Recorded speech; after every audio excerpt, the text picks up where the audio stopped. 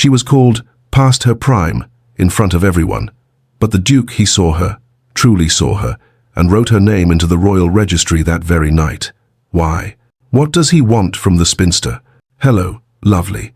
If you're enjoying this historic romantic tale, I'd be so grateful for a like or a subscribe. It helps me bring you more stories of love, longing, and history. And if you're up for it, tell me in the comments where you're watching from. I read every note, and it always brings a smile to my face. Chapter 1. The Shadows of Fairchild Manor. The morning light that crept through the attic window of Fairchild Manor was pale and apologetic, as though it too understood it had no place disturbing the shadows. Vivian Fairchild woke to its timid touch across her face, blinking against the dust motes that danced in the narrow shaft of sun, the only luxury her sparse room afforded. She rose slowly, her body protesting the thin mattress and threadbare blankets that did little against the autumn chill. The floorboards creaked beneath her feet as she crossed to the washstand, where a cracked porcelain basin held water she'd carried up the previous night. It was cold now, biting against her skin as she washed her face. But Vivienne had long since stopped expecting warmth. The mirror above the washstand was small and fractured, a spiderweb crack running through its center that split her reflection into fragments. She studied those fragments now, as she did most mornings, cataloguing what she saw with the detached precision of someone conducting an inventory. 28 years old. The thought arrived without particular emotion, simply a fact to be acknowledged. Her dark hair, once lustrous, now seemed merely brown, practical, unremarkable. The lines at the corners of her eyes that appeared when she smiled, though she smiled rarely these days. The pallor of her skin from too many hours indoors, away from the sun and society that had no use for her, fading beauty, they would call it, past her prime.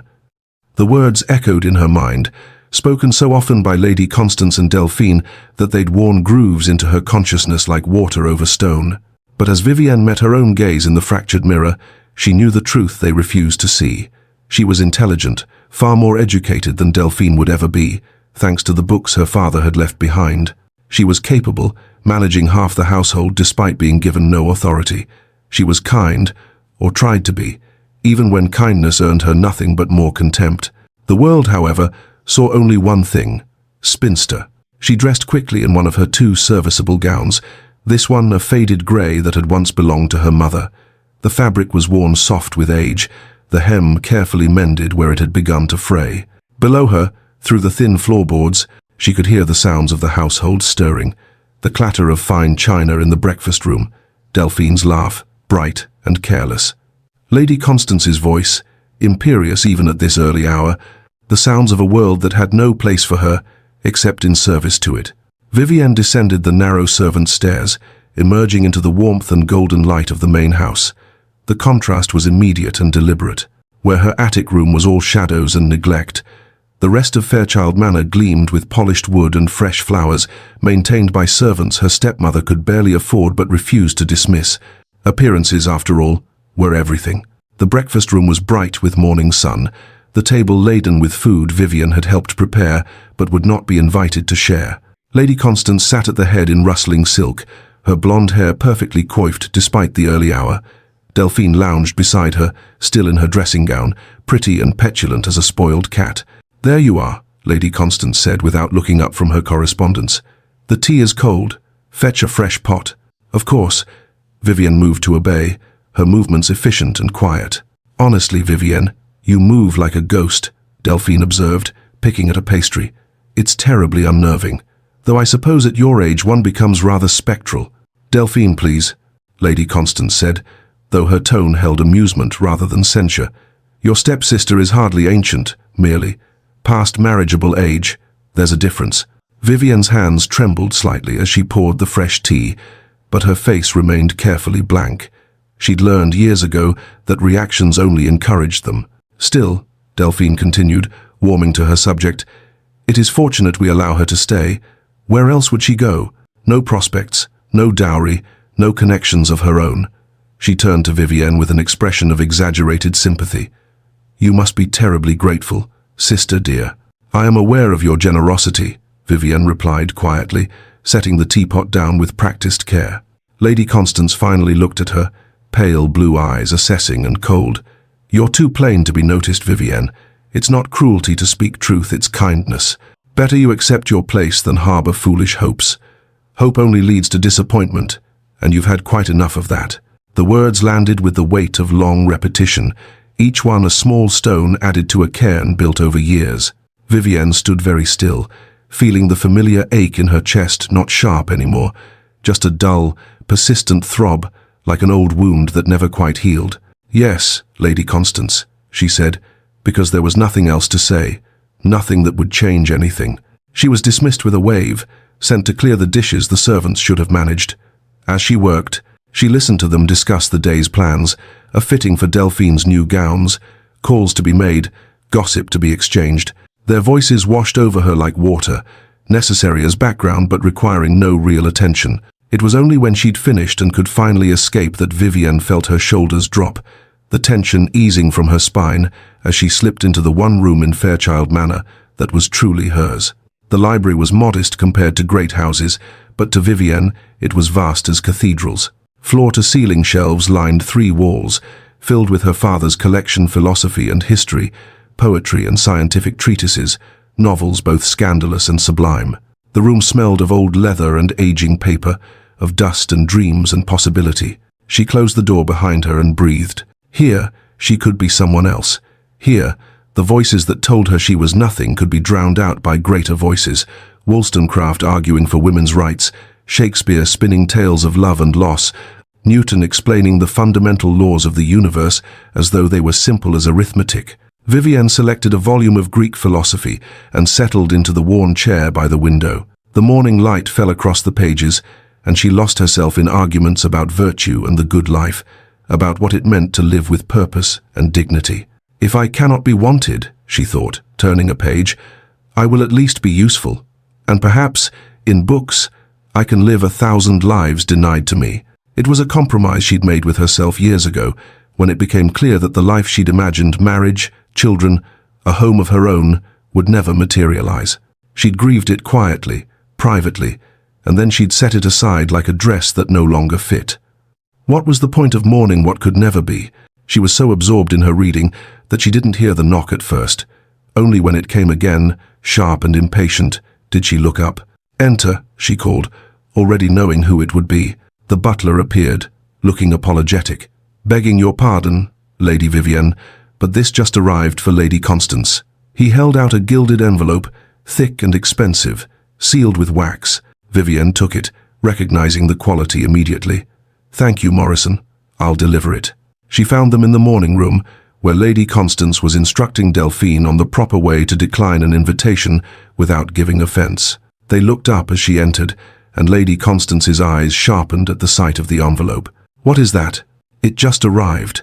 Vivienne handed it over, then stepped back, knowing better than to linger uninvited. Lady Constance broke the seal and read, her eyebrows rising with each line.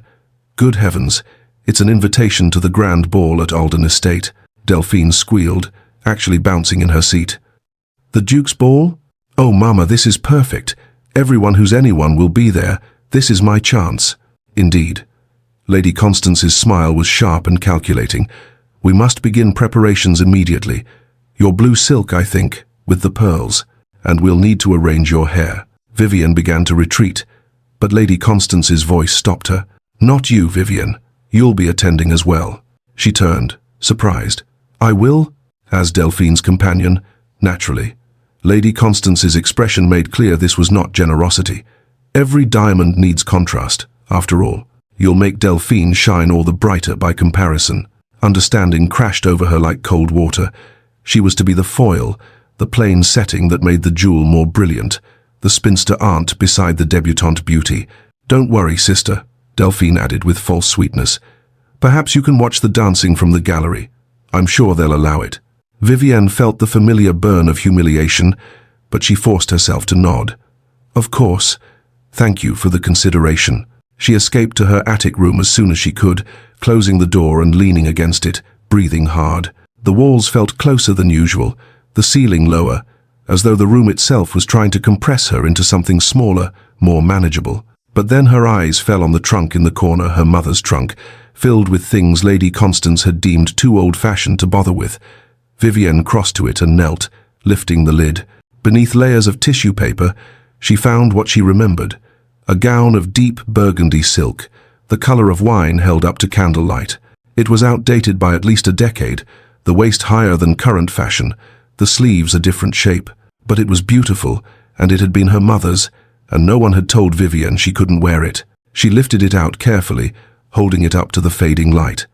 With some alterations letting out the seams, updating the trim, it could work. It would still be obviously old-fashioned, but it would be hers. Not borrowed, not charity, not another way to diminish herself. A small act of rebellion, a tiny claiming of dignity.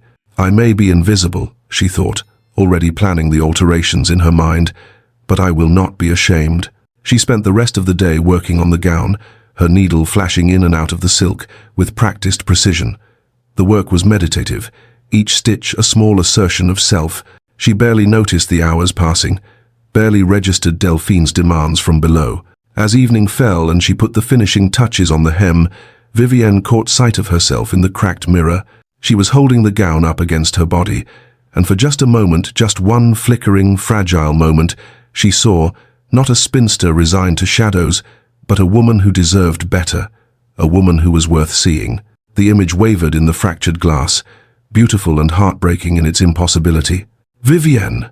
Delphine's shrill voice shattered the moment like thrown stone through glass. "I need you. Come help me with my hair." The vision dissolved. The woman in the mirror became ordinary again, plain, past her prime, useful only in service to others. Vivienne carefully hung the gown and went to answer the summons, the old pattern reasserting itself with the inevitability of tide. Tomorrow was the ball. Tomorrow she would be the shadow that made Delphine's light shine brighter. Tomorrow she would be exactly what they expected her to be.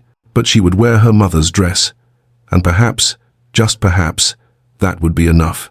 Chapter 2. The Duke's Cold Fortress. Dawn had not yet broken when William Alden, 5th Duke of Alden, sat down at his desk with the day's correspondence. The study was dark, save for the lamp at his elbow, its circle of light illuminating neat stacks of papers arranged with mathematical precision. Outside, the grounds of Alden Estate lay invisible beneath the pre-dawn darkness, vast and silent as a held breath. This was William's preferred time, the hours before the world woke and made its demands. Here, in the quiet, he could maintain the illusion of perfect control. He worked methodically through the letters and reports, his pen scratching across paper as he noted resolutions, made decisions, issued instructions. A request from the vicar for roof repairs approved.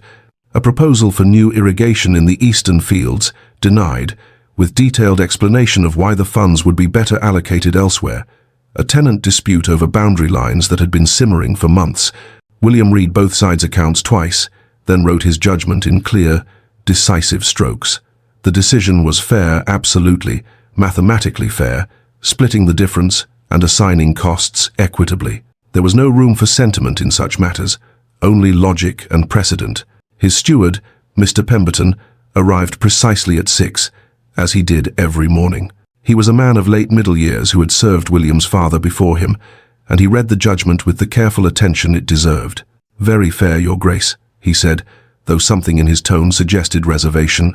"But," William looked up, recognizing the note of hesitation. Pemberton shifted his weight. "The Marsh family has been here for 3 generations, Your Grace. They've farmed that land since your grandfather's time." Young Tom Marsh was hoping. "Hoping has nothing to do with it. The boundary survey is clear." William's voice was cold, final. "The law does not bend for sentiment, nor should estate management." "No, Your Grace, of course not." Pemberton placed the papers back on the desk. "It's just, forgive me for saying so, but you're more machine than man these days. Your Grace." The words hung in the air between them, too honest to be easily dismissed. William set down his pen with deliberate care. "Machines don't make mistakes, Pemberton. Machines don't let emotion cloud judgment or allow weakness to compromise duty. If that makes me mechanical, then I accept the description as a compliment." Pemberton said nothing more, but his expression spoke volumes as he gathered the correspondence and withdrew. Alone again, William tried to return to his work, but found his concentration fractured. His eyes drifted to the new letter at the top of the stack, the one he'd been avoiding. The handwriting was his uncle's, the content innocuous estate news from the northern properties. But one line snagged his attention like a thorn. Young Blackwood and his wife were here last week with their children. Caroline asked to be remembered to you. She seems quite content. The name alone was enough. Caroline. William closed his eyes, and against his will, the memory rose like water through cracked stone. 5 years ago. He'd been 27, newly come into the dukedom after his father's sudden illness. The weight of it had been crushing the title, the responsibilities, the expectations of an entire duchy that looked to him for leadership. And there had been Caroline Blackwood. She'd been the daughter of a respectable gentleman, educated and graceful, with warm brown eyes and a laugh that made him forget, for precious moments, that he was a duke at all. They'd met at a house party, talked until dawn about everything and nothing, and he'd felt something crack open in his chest, something he'd thought his father's rigid upbringing had sealed shut forever. He'd courted her properly, if briefly, walks in gardens, carefully chaperoned visits, letters that grew increasingly intimate. He'd been, for the first time in his life, happy. Then his father's health had deteriorated rapidly. In those final days, the old duke had summoned William to his bedside. The room had reeked of medicine and dying, and his father's grip on his hand had been surprisingly strong. "You'll marry for the duchy," his father had rasped. "Not for love. Love is weakness, William. It makes men foolish. It makes them vulnerable. A duke cannot afford vulnerability." "Father, promise me." The grip had tightened, desperate. "Promise me you'll put duty first. Always. It's the only way to preserve what we've built. The only way to be strong enough for what's required." And William, 27 years old and terrified of failing the legacy placed on his shoulders, had promised. He'd broken things off with Caroline the day after his father's funeral. She'd stood in the garden at Blackwood House, confusion and hurt dawning in her eyes as he delivered his carefully prepared speech about duty and unsuitability and the requirements of his position. "You don't mean this," she'd said. "William, you can't mean this." But he had. He'd forced himself to mean it, to believe it, because the alternative was admitting his father had been wrong. And his father had never been wrong. His father had built an empire of efficiency and duty, had made the Alden name synonymous with strength and reliability. The last time he'd seen Caroline, months later at a county assembly, she'd been on the arm of her new fiancé. Her eyes had met his across the room, and what he'd seen there wasn't anger or longing. It was betrayal. And worse, it was understanding that he'd chosen his gilded cage over her. She'd married within the year. He'd spent the next 5 years building walls. William opened his eyes, forcing the memory back into its carefully constructed box. That was the past. He'd made his choice, and he'd lived with it. Emotion led to pain. Duty was safety. These were facts, proven by experience. He'd been right to let her go. He'd had no choice. The hollow ache in his chest suggested otherwise, but he ignored it. He'd become skilled at ignoring such things. His eyes fell on another letter, this one in his sister Helena's familiar hand. He'd read it yesterday, but the words had lodged themselves in his mind like splinters. "Dearest William, I worry for you. You've become exactly what Father wanted, cold, alone, and miserable. Is this truly living? Or is it merely existing in service to a legacy that will matter to no one if you have no one to share it with? The ball next week is a beginning. But please, I beg you, don't choose a bride the way you'd choose a broodmare. Choose someone who makes you feel something, anything, other than duty. Your loving sister, Helena." He dismissed it at the time as Helena's typical sentimentality. His sister had always been ruled by emotion, much to their father's despair. She'd married for love, a baron with more charm than fortune, and seemed perfectly content, despite the old duke's predictions of disaster. But now, in the quiet of his study, with dawn beginning to grey the windows, her words returned. "Is this truly living? The ball tonight." Helena had insisted on it, had arranged everything over his objections. "You're 32, William. You need an heir. Find a suitable bride, secure the succession, perform your duty." He'd agreed because she was right. It was duty, and duty was what he understood. Tonight he would dance with eligible young women, assess them with the same cold logic he applied to estate management, and choose one based on practical criteria: good breeding, acceptable connections, youth enough to bear children, no complications, no risk, no feeling. The thought should have brought relief. Instead, it sat in his stomach like lead. As the afternoon shadows lengthened, William allowed his valet to prepare him for the evening. Matthews had been with him since childhood. had served as footman to his father before being elevated to personal service. He was one of the few people William could tolerate during the intimate ritual of dressing. They worked in companionable silence as Matthews helped him into his evening clothes, black coat perfectly tailored, white waistcoat and cravat arranged with mathematical precision. Every detail had to be flawless. Dukes did not have the luxury of appearing disheveled. "You're quiet tonight, Your Grace," Matthews observed, adjusting the fall of William's coat across his shoulders. "Am I usually loquacious?" "Fair point." Matthews stepped back, examining his work with a critical eye. "It's just, forgive me for saying so, but you seem more tense than usual. It's only a ball." "It's not only a ball." William checked his cuffs, ensuring they extended precisely half an inch beyond his coat sleeves. "It's a performance, an audition, a transaction disguised as entertainment." Matthews was silent for a moment, then said carefully, "Your father was a great man, Your Grace. He built much, accomplished much. He did, but he was also a hard man, demanding, uncompromising." William met Matthews' eyes in the mirror. "Hard men build strong legacies." "Perhaps." Matthews picked up William's gloves, brushing invisible lint from them. "But what good is a legacy without joy, Your Grace? What's the point of building an empire if you're too cold to feel satisfaction in it?" The question echoed Helena's letter, and William found he had no answer, or rather, he had the answer his father would have given. "Joy is irrelevant. Duty is everything," but the words stuck in his throat. "That will be all, Matthews," he said instead. The valet withdrew with a small bow, and William was alone. He stood before the full-length mirror, examining himself with the same critical eye he brought to everything. He saw a man of 32 who looked older, the lines around his mouth, carved by years of holding back words, the set of his shoulders rigid with the weight of expectation. His dark hair was perfectly arranged. His expression was perfectly controlled. He looked like a duke, cold, competent, untouchable. He looked exactly like his father.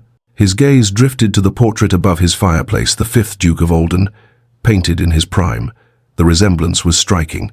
The same dark hair and eyes, the same strong jaw, the same expression of implacable authority.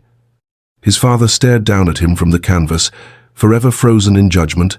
William had spent 5 years trying to honor that gaze, to live up to the standard it represented.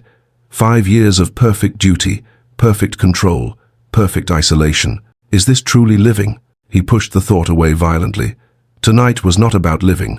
Tonight was about duty, finding a suitable bride, securing the succession, continuing the legacy his father had died to preserve. He would approach it logically, practically, without emotion or risk. Someone suitable, well-connected, young enough for children. Those were the only criteria that mattered. He would choose with his head, not his heart, because hearts could be broken and heads could not. The decision settled over him like armor, cold and heavy and protective. William descended the stairs toward his ballroom, where he could already hear the orchestra tuning their instruments. Guests would be arriving soon. The performance would begin. He caught his own reflection in the gilt-framed mirror at the base of the stairs, stone-faced, rigid, alone. Matthew's words echoed in the silence. What good is a legacy without joy? William pushed the thought away and continued down. Tonight was about duty. Tonight was about control. He had no idea that in 3 hours, both would shatter forever. Chapter 3. The Ball and the Breaking Point. The Fairchild carriage rattled up the long drive to Alden Estate as twilight surrendered to full dark. Inside, Vivienne sat pressed against the corner, trying to make herself as small and unobtrusive as possible, while Delphine occupied the opposite seat in a cloud of silk and expensive perfume. Her stepsister looked magnificent, there was no denying it. The pale blue gown was the latest fashion, cut to showcase Delphine's youth and figure, trimmed with seed pearls that caught the lamplight like scattered stars. Her blonde hair was arranged in elaborate curls, threaded with matching pearls, and her face glowed with excitement and certainty. Vivienne's own reflection in the carriage window was a study in contrast. Her mother's burgundy gown, despite her careful alterations, was unmistakably dated. The higher waist, the different sleeve style, anyone with knowledge of fashion would place it a decade out of style at minimum. But it was beautiful in its own way, the silk still rich despite its age, and it fit her well. It was also all she had. "Remember," Lady Constance said as the carriage slowed before the grand entrance, "you're here as Delphine's companion. Stay in the background. Don't embarrass us with any attempts to put yourself forward." The Duke is looking for a bride, and we cannot afford for you to interfere with Delphine's chances." "Yes, Lady Constance." The words came automatically, worn smooth by repetition. "Good." Her stepmother's smile was sharp as cut glass. "Now, Delphine, remember what we discussed about engaging the Duke in conversation. Be charming but not forward, interested but not desperate." Vivienne stopped listening as footmen opened the carriage door and helped them down. The moment her feet touched the gravel drive, she looked up at Alden Estate and felt her breath catch. It was magnificent. The house rose before them like something from a fairy tale, all golden light spilling from countless windows, the classical facade perfectly proportioned and imposing. The sound of music drifted out into the night strings and woodwinds, weaving together in elegant harmony. For just a moment, standing in the amber glow of the entrance, Vivienne let herself imagine she was truly a guest, that she was here not as a foil but as herself, worthy of walking through those doors with her head high. Then Delphine's elbow dug into her ribs. "Take my shawl, and do try not to look so dour. You're spoiling the effect." The fantasy dissolved. Vivienne took the shawl. The ballroom stole what remained of Vivienne's breath. It was a symphony of opulence, crystal chandeliers cascading light like waterfalls, walls hung with gilt-framed mirrors that multiplied the brilliance until the entire space seemed to glow. The floor was polished to a mirror shine, reflecting the swirl of dancers in their jewel-toned gowns and severe black evening coats. The orchestra occupied a raised dais, their music filling the soaring space with Strauss and Mozart, and everywhere, society's elite. Vivienne recognized faces from the illustrated papers titled Families, wealthy merchants elevated to the gentry, ambitious mothers with their carefully prepared daughters. The air hummed with ambition disguised as gaiety, calculation masked by smiles. Lady Constance immediately began working the room, Delphine on her arm like a prize to be displayed. Vivienne trailed behind, keeping to the periphery as instructed, holding Delphine's shawl and maintaining the invisible presence she'd perfected over years. But she couldn't help watching. The dancers moved through their figures with practiced grace, the young women's faces bright with hope and excitement. She saw one girl, perhaps 19, laughing up at her partner with such unguarded joy that Vivienne's chest ached with vicarious happiness. This was what she'd dreamed of once, being chosen, being wanted, being led across a dance floor by someone who looked at her like she mattered. "I will find beauty in witnessing joy," she told herself firmly, "even if it's not mine to have." It was the only way to survive such evenings with her dignity intact. A ripple of energy passed through the room, conversations dropping to whispers, heads turning toward the grand staircase. Vivienne followed their gazes and felt something shift in the very air. The Duke had arrived. William Alden descended the stairs with the inevitability of tide, and the room rearranged itself around him. He was tall, dark-haired, severe in his evening blacks. Everything about him spoke of power, held in rigid check, the precise way he moved, the careful neutrality of his expression, the cold authority in his eyes as they swept across his guests. He looked, Vivienne thought, like a man performing a role he'd rehearsed to perfection but had long since stopped feeling. The ambitious mothers converged immediately, each presenting their daughters like offerings at an altar.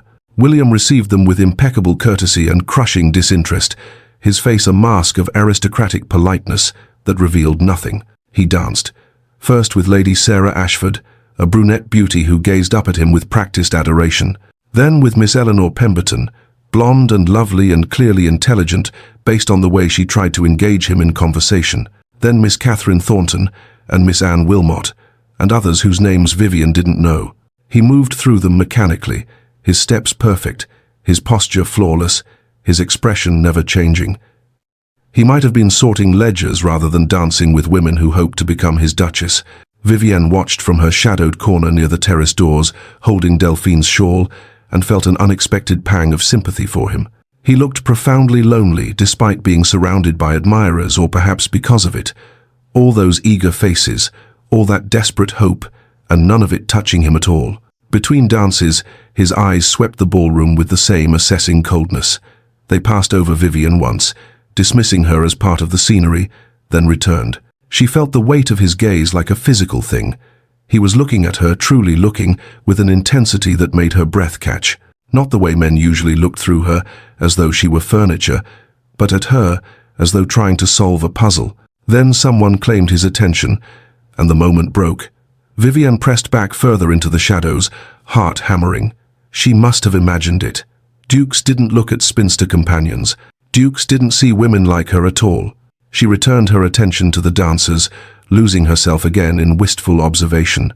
The music was so beautiful, the movement so graceful. If she closed her eyes, she could almost imagine herself out there, spinning through the figures in someone's arms, wanted and chosen. And who is that woman? I don't recognize her. The voice cut through Vivienne's reverie like a knife. She opened her eyes to find Delphine approaching with a knot of young ladies, including the blonde Miss Pemberton and several others whose gowns screamed expensive and fashionable. "Oh, that's my stepsister, Vivienne," Delphine said, her voice pitched deliberately loud. "She's here as my companion." Vivienne's face began to burn.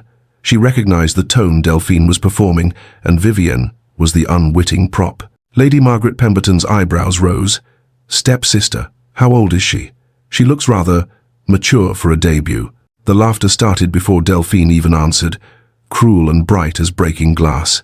28, Delphine's voice rang with mock sympathy. "Quite past her prime, I'm afraid. Mama says it's a mercy we keep her on no prospects, you understand. She's a spinster, really." The group's laughter rippled outward, drawing attention, turning heads. Vivienne felt every eye in the vicinity turn to assess her, the outdated gown, the unfashionable hair, the unmarried state that marked her as failed and forgotten. She wanted to disappear, to sink through the floor, to cease existing entirely. But she'd had years of practice in enduring humiliation with dignity. Vivienne curtsied slightly, keeping her face carefully blank. "Excuse me, I'll fetch your refreshment, Miss Delphine." She walked away with her spine straight and her head high, even as her hands began to shake. The whispers followed her past her prime, spinster, mercy to keep her on each word, a needle sliding between her ribs. She found a shadowed alcove near the library entrance and pressed herself into it, one hand against her chest as though she could physically hold her heart together. Her breath came short and fast, tears burning behind her eyes that she absolutely refused to let fall. Not here, not in front of these people. She would maintain her dignity even if it killed her. "Your Grace, forgive me, I didn't mean to." The words tumbled out before she'd fully registered the presence. She'd thought herself alone, but when she looked up, the Duke stood at the alcove entrance, watching her with an expression she couldn't decipher. Her humiliation doubled. Of all people to witness her disgrace, it had to be the host himself. "You have nothing to apologize for, lady." His voice was surprisingly gentle, lacking the cold formality he'd used with everyone else. "Fairchild," the name came out barely above a whisper. "Lady Vivienne Fairchild." William looked at the woman before him and felt something crack open in his chest. He'd heard everything, every cruel word, every mocking laugh. He'd been standing behind a nearby column, seeking a moment's respite from the endless parade of suitable brides, when Delphine Fairchild's voice had cut through the music. Past her prime, spinster, mercy to keep her on. He'd watched Lady Vivienne's face as the words landed, watched the flinch she almost but not quite suppressed, the way her hands had trembled even as she maintained her composure. He'd watched her walk away with her head high and her spine straight, dignity intact, despite the cruelty designed to strip it from her.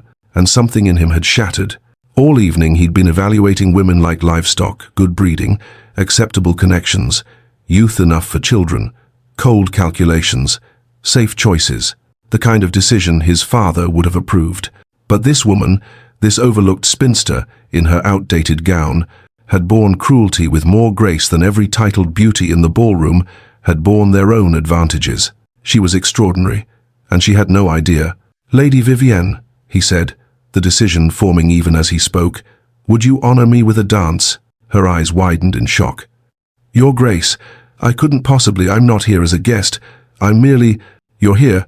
He kept his voice gentle but firm. "That makes you a guest in my home. Will you dance?" I don't understand why you would."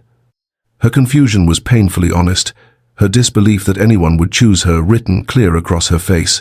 In that moment, William understood something fundamental. Words wouldn't convince her.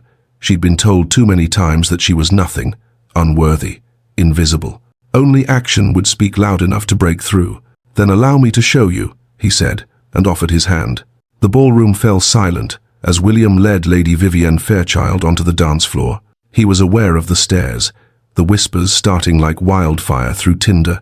He heard his guests' confusion, their shock, their speculation. The Duke dancing with an unknown woman in an outdated gown, it would be the talk of the season. He found he didn't care at all. The music began a waltz, and he drew her into the dance. She was trembling, her hand light as a bird in his, but she followed his lead perfectly. She'd been taught properly, he realized. She simply hadn't been given the chance to practice. What your stepsister said was unconscionably cruel, he said quietly, for her ears alone. It was only the truth, Your Grace. Her voice was small, resigned. No, the word came out harder than he'd intended. It was cruelty disguised as truth. There's a difference. She looked up at him then, really looked, and he saw the intelligence in her eyes, the sharp, observant mind that had been relegated to shadows. He saw the strength it took to survive years of dismissal with kindness intact. He saw everything the world had refused to see because it was too busy looking at youth and fashion and superficial accomplishments. The dance ended too soon. William bowed. Vivienne curtsied, her face a mask of confusion and something that might have been hope. He wanted to say more, wanted to tell her she was worth 100 delphines, that her dignity under cruelty revealed character those glittering debutantes couldn't imagine. But the words caught in his throat, too raw and too much for a ballroom floor. Instead, he simply said, "Thank you for the dance, Lady Vivienne." Then he turned and walked directly off the ballroom floor, through the staring crowd, and out the doors. His study was blessedly quiet after the ballroom's chaos. William poured brandy with shaking hands, actually shaking, like a green boy at his first dance, and stared at the amber liquid without drinking it. What had he just done? Publicly singled out a woman of no consequence, ignored every suitable prospect in favor of a spinster companion, made a spectacle of himself at his own ball, designed to find a practical, appropriate bride. His father would have been appalled, and William found he didn't give a damn. He thought of Caroline, the woman he'd let duty destroy. The years he'd spent building walls higher and higher until he'd become exactly what his father wanted. Cold, controlled, untouchable, half alive. But tonight, for the first time in 5 years, he'd felt something. Watching Lady Vivienne bear cruelty with grace, seeing her dignity in the face of deliberate humiliation, it had cracked something open in him that he'd thought sealed forever. This will not stand, he thought, and the conviction was absolute. I will not let injustice stand unanswered. Not again. He yanked the bell pull. His secretary, Thornbury, appeared within minutes, clearly roused from his quarters. Your Grace? It's past midnight. I need the royal registry documents, William said. Now. Thornbury blinked. Your Grace, those documents are archaic. They haven't been used in decades. I don't care. Bring them to me immediately. And bring the ducal seal. But Your Grace, what? Now, Thornbury. The secretary fled. Alone, William sank into his chair and pressed his hands against his face. Had he gone mad? Acting on impulse, ignoring every principle he'd lived by for 5 years. But the image of Vivienne's face returned the dignity, the strength, the quiet beauty that had nothing to do with youth or fashion and everything to do with character. I've spent 5 years honoring duty, he thought. Tonight, I honor justice, and perhaps myself.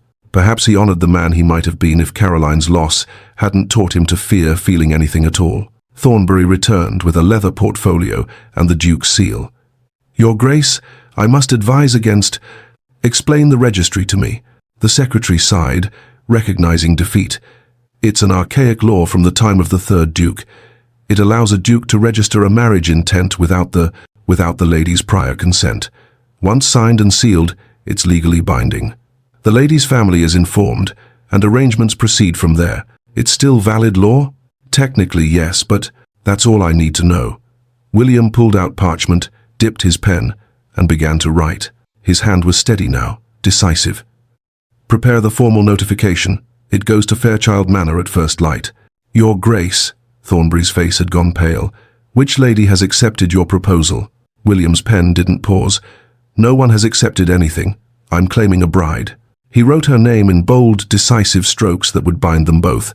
Lady Vivienne Fairchild. He signed with his full title, pressed his signet ring into hot wax, and felt something settle in his chest that might have been certainty or might have been terror. Deliver this at first light, he said, handing the document to his stunned secretary. Not negotiable. Thornbury left, clutching the papers like they might explode. William poured more brandy, drank it in one swallow, and stared at his father's portrait across the room. "I chose duty once," he said to the painted eyes. "It destroyed me. Not again." The portrait offered no response, but for the first time in 5 years, William didn't need its approval. Dawn broke grey and hesitant over Fairchild Manor. In her attic room, Vivienne lay awake, staring at the cracked ceiling as she had been for hours. She kept replaying the Duke's words, "You have nothing to apologize for." The dance, his gentle voice, the way he'd looked at her not with pity but with something that looked almost like respect. She didn't understand it. Men like him didn't see women like her. It must have been a moment of kindness, nothing more. Perhaps he felt sorry for her after witnessing her humiliation, but his eyes hadn't looked pitying. They'd looked considering, as though he was seeing something no one else had bothered to look for. Vivienne rolled onto her side, watching the sun creep across her wall. In 12 hours, her life would change forever. She had no idea it was coming. Chapter 4. The Summons and the Storm. Vivienne had not slept. She'd lain in her narrow attic bed watching the sky shift from black to grey to the pale gold of dawn, the Duke's words circling endlessly through her mind. "You have nothing to apologize for." She didn't understand them. Didn't understand why he'd danced with her, why he'd spoken with such gentleness, why he'd looked at her as though she was someone worth seeing. Men like him didn't see women like her. It must have been a moment's kindness, nothing more. She rose as the first birds began to sing and made her way down to the kitchen, seeking the comfort of routine. The cook wouldn't arrive for another hour, but Vivienne could start the fire, set the kettles to boil, prepare the breakfast trays that would carry luxury upstairs while she remained below. The knock, when it came, was authoritative enough to echo through the quiet house. Vivienne opened the servants' entrance to find a man in ducal livery, deep blue coat with silver buttons, the Alden crest embroidered on his chest. He held a letter sealed with red wax, and his expression was carefully neutral. "Delivery for Lady Constance Fairchild," he said. "Regarding Lady Vivienne Fairchild." Her stomach dropped. I'll take it to her. My instructions are to deliver it to the lady herself, but I'm told to wait for a response." He handed her the letter. "I'll be with the horses." Vivienne stood in the doorway holding the heavy parchment, feeling its weight like a stone. The wax seal bore a crest she didn't recognize, but the quality of the paper alone spoke of power and consequence. She should take it to Lady Constance. That was proper. That was her place. But her name was on it. Regarding Lady Vivienne Fairchild, Morrison, the butler, appeared from the servants' hall, took one look at the livery on the departing courier, and went pale. "Lady Vivienne, perhaps you should. That is, Lady Constance should be informed immediately." "Yes." Vivienne clutched the letter. "Yes, of course." Lady Constance's morning room was cold despite the fire, or perhaps it only felt that way. Her stepmother sat rigid in her chair, the letter opened on her lap, her face a mask of fury and confusion. "This must be an error," she said for the third time. "Some sort of joke, or a test. Yes, perhaps the Duke is testing our family's discretion. Let me see it." Delphine snatched the letter, her eyes scanning the formal script. Her face transformed as she read, beauty curdling into something ugly. No, this isn't possible. It says, give it to me." Vivienne's voice came out steadier than she felt. Delphine thrust the letter at her with enough force that Vivienne had to catch it. The words swam before her eyes, formal and final. "By authority vested in the Duke of Alden through the Royal Registry Act of 1764, notice is hereby given that Lady Vivienne Fairchild of Fairchild Manor has been entered into the registry as the intended bride of His Grace, William Alden, 5th Duke of Alden. Lady Vivienne is summoned to Alden Estate this afternoon at 2 o'clock to formalize arrangements. A carriage will be provided." The signature was a bold slash across the bottom. William Alden. The paper slipped from Vivienne's fingers. The room tilted. "What did you do?" Lady Constance's voice cut through the ringing in Vivienne's ears. "What scheme is this? What did you say to him? What did you do?" "I did nothing," the words burst out of her. "I don't understand this any more than you do. I danced with him once, and he was kind, and I can't. The Duke was supposed to notice me." Delphine's shriek was pure fury. "You drab, pathetic nothing. How did you must have thrown yourself at him. You must have—" "I did nothing," Vivienne repeated, but her voice was shaking now. I didn't ask for this. I don't want this. That, at least, made Lady Constance pause, her eyes narrowed, calculating. Don't you? A duke's proposal, even one delivered this, irregularly. You'd be a duchess, Vivienne. I'd be a obligation, a charity case. He pities me. The words came from somewhere deep and poisonous. That's all this is. He felt sorry for the old spinster. He pities you. Delphine seized on it, her voice dripping venom. Yes, that's exactly what this is. He felt sorry for you after I spoke the truth last night, and now he's trapped himself with some archaic law. When he realizes what he's done, when he sees you in daylight without the romance of a ballroom, he'll regret it. You'll embarrass him. Embarrass us all. Lady Constance stood, her silk dressing gown rustling. Nevertheless, if this is legitimate, you will marry him. You will secure this family's connection to the olden name. But Vivienne, her voice went cold as winter, if you embarrass us, if you fail to secure this match, you'll have nowhere to return to. Do you understand me? Vivienne understood perfectly. She had no safe haven, no choice, no power. She was trapped between a duke she didn't know and a stepfamily that wanted her only for the status she might bring them. The carriage arrives at 1 o'clock, Lady Constance said. You have 4 hours to make yourself presentable. Don't waste them. The ducal carriage was far finer than anything Vivienne had ever ridden in. Plush velvet seats, windows of real glass, the Alden crest emblazoned on the door. She sat alone in its luxury, watching the countryside roll past, and felt like an imposter. It pities you. Delphine's words circled like carrion birds. Of course he pitied her. What else could explain this? Men like William Alden didn't choose women like her. They chose beautiful, accomplished girls who brought wealth and connections and youth. They didn't choose spinsters in outdated gowns. But she remembered his voice. You have nothing to apologize for. And the way he'd looked at her, not with pity, but with something that looked almost like recognition. I will have answers, she promised herself. I will understand why before I accept anything.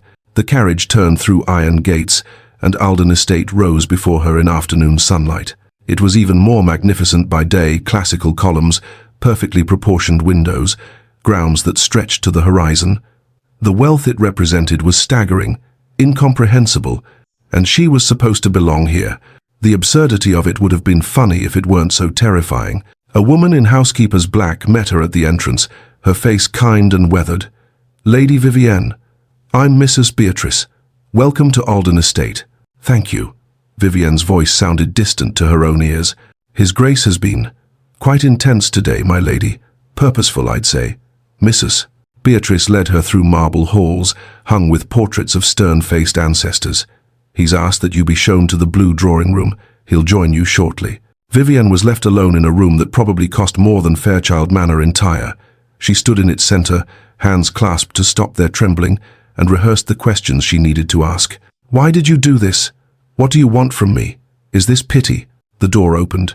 William entered, and the air changed. He was just as imposing as she remembered, tall, dark-haired, with that commanding presence that seemed to fill whatever space he occupied. But something was different. He looked uncertain, almost awkward, as he gestured for her to sit. Lady Vivienne, I expect you have questions. Something in his formality, in the assumption that she would simply sit and listen, sparked anger through her fear. Vivienne remained standing. Your Grace, I don't understand any of this. Her voice shook, but she pushed through. You heard my stepsister's cruelty last night. Is this pity? Some charitable gesture to save the poor spinster from her humiliation? His eyebrows rose. He'd expected timidity, she realized, expected her to be grateful and meek. Because, if it is, she continued, forcing herself to meet his eyes, I won't accept it. I'd rather return to my attic room with my dignity than be someone's obligation. William blinked, clearly taken aback. It's not pity. Then what is it? You bound yourself to a stranger using some archaic law. You don't know me, Your Grace. We danced once. We spoke perhaps 10 words to each other. I know what I saw. His voice was sharp now, frustrated. I saw how you bore cruelty with dignity. I saw strength and grace that every titled lady in that ballroom lacked. That's what I know.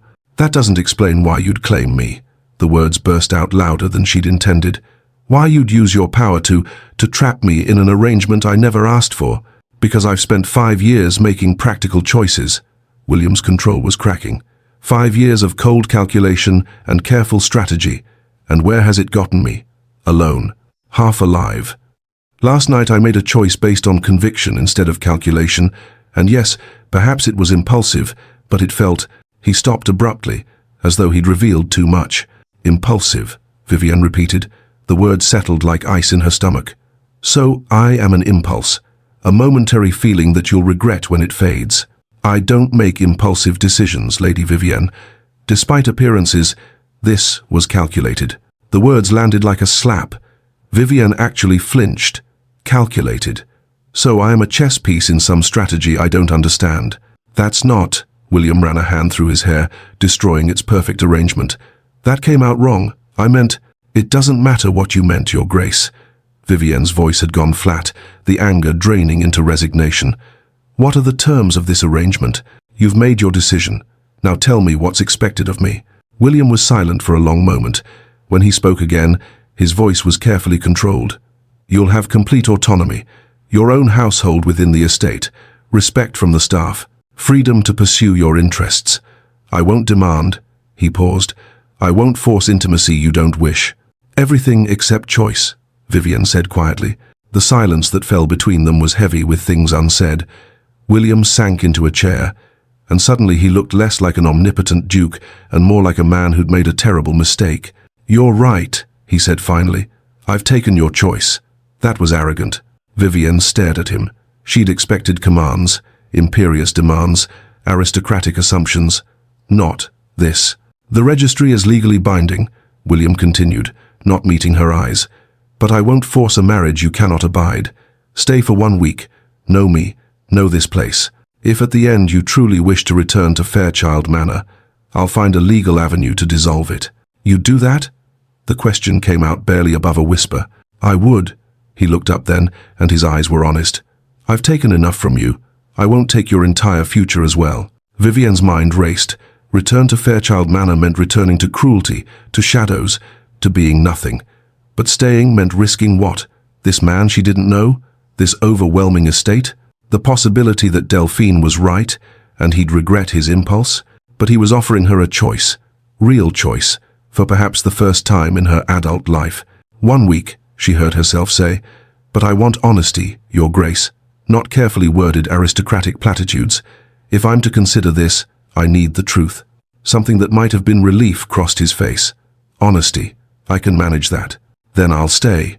William stood, and they faced each other across the expensive carpet, two people trapped in a situation neither fully understood. He extended his hand formally.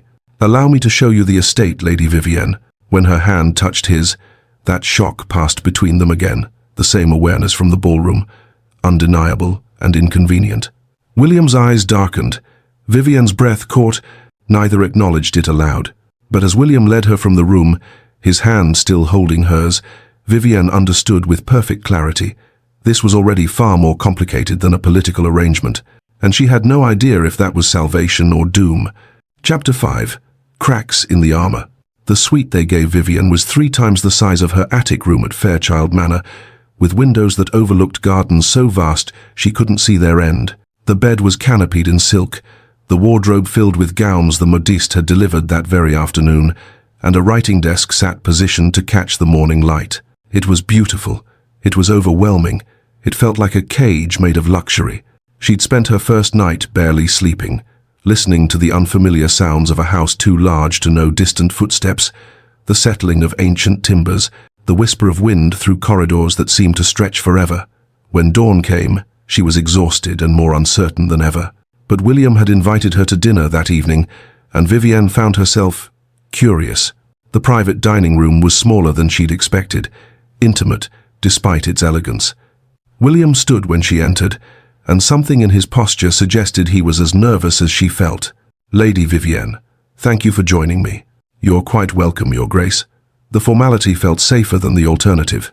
They ate in careful conversation the weather, the estate, neutral topics that revealed nothing. But as the courses progressed and the wine softened the edges of their wariness, the conversation shifted. You mentioned yesterday that you enjoyed reading, William said. What subjects interest you? Philosophy, primarily. History, some political theory. Vivienne watched for his reaction. Most men found such interests unfeminine. His eyebrows rose with what looked like genuine interest. Political theory?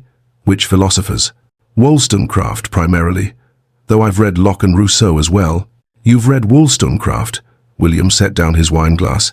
A vindication of the rights of woman. Being relegated to shadows provides ample reading time, Your Grace. She kept her tone light, but the truth beneath it was heavy. Something shifted in William's expression, recognition, perhaps, or respect. What did you think of her arguments regarding women's education? And suddenly they were debating, genuinely debating, about reason and virtue and whether education could truly overcome the limitations society imposed. Vivienne found herself leaning forward, gesturing as she made her points, forgetting to be careful, or quiet, or appropriately deferential. William argued back with equal passion, but he was smiling, actually, smiling in a way that made him look younger and far less intimidating. You disagree with me, he said, sounding delighted rather than offended. I do. Your premise assumes that virtue is inherently tied to reason, but Wollstonecraft argues that women have been denied the education necessary to develop reason fully, which is precisely my point. If we accept that reason can be cultivated, they argued through dessert and into the evening, neither willing to concede, both enjoying the battle too much to want it to end. The library the next morning was everything Vivienne had dreamed libraries could be. 3 stories of books rising to a painted ceiling, spiral staircases connecting the levels, windows flooding the space with light that turned the dust motes to gold. It was 10 times, no, 20 times the size of the collection at Fairchild Manor. She stood in the center and simply stared. Overwhelming? William's voice came from behind her. Extraordinary, she breathed. How many volumes? Approximately 12,000. My grandfather began the collection. I've added to it. He moved past her, scanning the shelves with obvious affection. Feel free to read whatever interests you. Consider it yours. Vivienne moved along the shelves in a daze, trailing her fingers across leather spines. She found a volume on representative government and pulled it down, settling into a chair by the window without thinking. The theories were complex, challenging, but she lost herself in them gladly.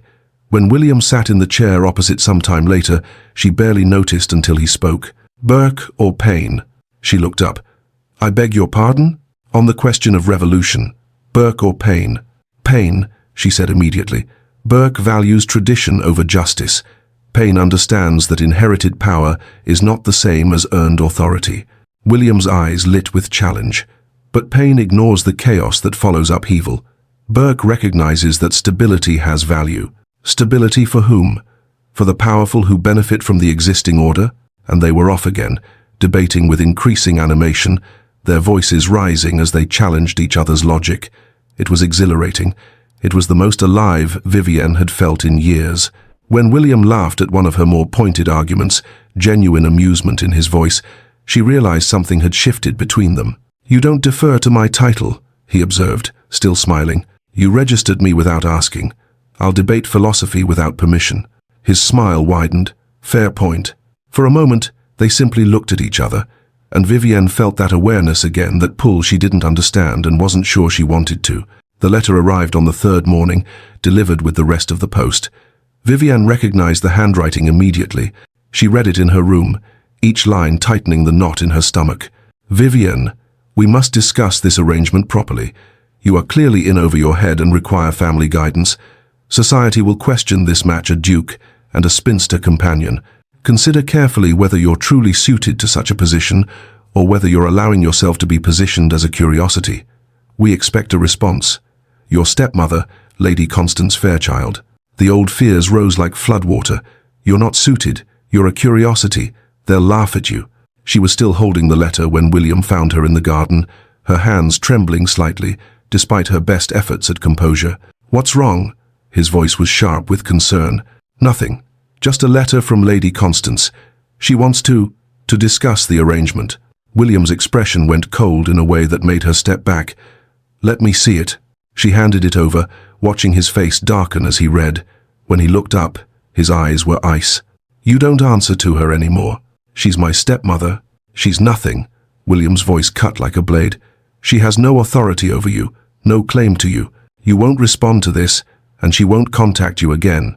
He strode toward the house with the letter still in his hand, leaving Vivienne standing alone in the garden. When she followed, she found him in his study, writing furiously. "Your Grace, what are you?" Ensuring she understands boundaries. He didn't look up. "She won't trouble you again." The protectiveness should have been comforting. Instead, Vivienne felt something twist in her chest, the coldness in his voice, the unilateral decision. It reminded her too much of Lady Constance's control, just dressed in finer clothes. "I appreciate your concern, but it's handled." Final, dismissive. Vivienne left the study feeling more uncertain than ever. The crisis arrived the next morning in the form of Lord Ashford's messenger. Vivienne was in the library when she heard raised voices from William's study. She moved closer, not intending to eavesdrop, but unable to help overhearing. "Lord Ashford believes the Duke acted improperly." That was Mr. Thornbury, sounding alarmed. "He's challenging the registry marriage." William's voice was cold as winter. "Claims I've compromised the dignity of the title by choosing unsuitably. He's threatening to spread rumors unless I make concessions on the boundary dispute. Your Grace, this could become a significant scandal, which is why it will be handled immediately and decisively. I want a response drafted within the hour, and Ashford's solicitors contacted. We'll settle this before it spreads." Vivienne backed away, her heart pounding. Unsuitably chosen, scandal. The words echoed everything she'd feared. William became a stranger over the next day. When Vivienne asked what was happening with Lord Ashford, his response was curt. "It's duchy business. It doesn't concern you." The warmth of their library debates evaporated. He was cold, distant, making decisions without explanation. She watched him dress down a footman for some minor error, his voice cutting and imperious, and saw the ruthless Duke she'd heard about in society's whispers. This was who he really was. The kindness, the intellectual connection, those had been anomalies. Delphine's words returned with painful clarity. "He pities you." At dinner that evening, the silence between them was heavy with everything unsaid. William barely looked at her, his mind clearly elsewhere. Vivienne picked at her food and wondered how she'd been foolish enough to hope. "I don't think I can do this." The words tumbled out before Vivienne could stop them. Mrs. Beatrice had found her in the conservatory, trying to lose herself in the exotic plants and failing miserably. The housekeeper sat beside her with the ease of someone who'd comforted many troubled souls. "He's so cold," Vivienne continued. For a few days, I thought he might be different, but he's not. He's exactly what everyone said, controlled and controlling and incapable of true warmth." Mrs. Beatrice was quiet for a long moment. "His Grace has spent years building walls, my lady. When he's frightened, he hides behind them." "Frightened? The Duke?" Vivienne couldn't keep the skepticism from her voice. "Of losing what matters. It's the only thing that's ever scared him." "Mrs." Beatrice patted her hand. "Give him time, and perhaps give him honesty. He's not accustomed to either." William sat alone in his study well past midnight, staring at the letter he'd drafted to Ashford. It was perfect, cold, legally airtight, designed to destroy any challenge while protecting his position. It was exactly what his father would have written, and it was exactly what was pushing Vivienne away. He'd seen her face at dinner, the withdrawal, the disappointment. He'd been protecting her by handling the crisis alone, but to her, it must look like control, like dismissal, like his father. "I've become him," William thought with sudden, horrible clarity. "The cold, controlled man who destroys what he loves to preserve it." He thought of Caroline, how he'd pushed her away in the name of duty, how he'd chosen the title over the woman, how he'd spent 5 years regretting it. Was he doing it again? William stood abruptly, abandoning the letter, and went to find Vivienne. She was in the garden at midnight, wrapped in a shawl against the chill, staring at nothing. William approached slowly, suddenly uncertain how to begin. "I owe you an apology," he said, "and an explanation." Vivienne turned, her expression guarded. "You don't owe me anything, Your Grace. This is your home, your duchy." "Stop." The word came out harder than intended. "Please, I need you to hear this." She waited, silent, and William felt the words catch in his throat. Vulnerability was not something he'd practiced. "There was a woman," he said finally, 5 years ago, Caroline Blackwood. I loved her. My father, on his deathbed, made me promise to choose duty over love. I let her go. She married someone else." Vivienne's expression softened slightly. "My father taught me that emotion is weakness," William continued, That duty must come first, always. When crisis comes, I revert to those lessons. I shut people out to protect them, but I'm really just afraid. Afraid of what? Of failing, of losing, of caring about something more than I can control. The admission cost him, but it felt necessary. I handled Ashford's challenge alone because that's what I've always done. But to you it must have looked like dismissal, like control. It did, Vivienne said quietly. I've spent years being controlled, Your Grace. I won't trade one cage for another, no matter how gilded. I know. William moved closer. I'm afraid too. I've spent years being told I'm not enough. When you became cold, I thought you'd realize they were right. They were never right. William's voice was fierce. I was a fool today. I tried to protect you by excluding you, and instead, I became exactly what you feared. The silence between them was different, now tentative but honest. I can't promise I won't retreat into old habits, William said, but I promise I'll try, and I promise you'll have the truth, always. Vivienne studied him. Then tell me what's happening with Lord Ashford. William explained the boundary dispute, the challenge to the registry, the threats. Vivienne listened intently, and when he finished, she surprised him. Let me help. I may not have your title, but I have a mind. William felt something shift in his chest. Yes, partners, as I should have treated you from the start. As they walked back toward the manor together, Vivienne asked quietly, What happened to Caroline? William's response was honest and painful. She married someone else, someone who could offer her what I couldn't, a life built on love instead of duty. Vivienne's heart ached for him. He wasn't unfeeling. He'd been wounded, taught to bleed inward where no one could see. For the first time, she wondered, could they heal each other? Chapter 6. The Battlefield of Hearts. Morning light flooded William's study as Vivienne spread the correspondence across his desk. Lord Ashford's letters formed a damning pattern, threats veiled as concern, political pressure disguised as friendly advice. He wants the land, Vivienne said, tracing the timeline with her finger. The boundary dispute is just leverage. If you concede on the marriage, he gains social advantage. If you fight, he creates scandal. Either way, he wins, unless, William leaned forward, watching her mind work with undisguised fascination. Unless you invite him here, address his concerns directly. She looked up, meeting his eyes. He's expecting you to hide me away, to be embarrassed by your choice. Show him the opposite. William stared at her. You want to dine with the man who's threatening to destroy your reputation? I want to disarm him. Her smile was sharp. I may not have been raised for high society, Your Grace, but I understand strategy, and I understand men like him, bullies who retreat when their bluff is called. Pride swelled in William's chest, warm and unexpected. You're certain? Completely. She returned to the letters, and William found his hand settling on her shoulder, a gesture of partnership, of support. She didn't pull away. Instead, she leaned slightly closer to read a particular passage, and the simple intimacy of the moment made his breath catch. They planned for hours, strategizing like generals before battle.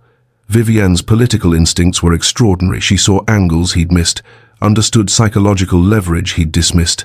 She wasn't just intelligent, she was brilliant, and she had no idea. Lord Ashford arrived that evening with the bearing of a man expecting victory. He was tall, silver-haired, with the kind of aristocratic arrogance that came from 3 generations of unchallenged power. His eyes swept the drawing room and landed on Vivienne with barely concealed disdain. Your Grace, he bowed to William with calculated respect. I appreciate the invitation, though I confess I'm surprised by it. I thought it time we spoke plainly. William's voice was controlled but not cold. May I present Lady Vivienne Fairchild, my intended bride? Ashford's bow to Vivienne was perfunctory. Lady Vivienne, Lord Ashford, Vivienne curtsied with perfect grace. I'm pleased to meet you.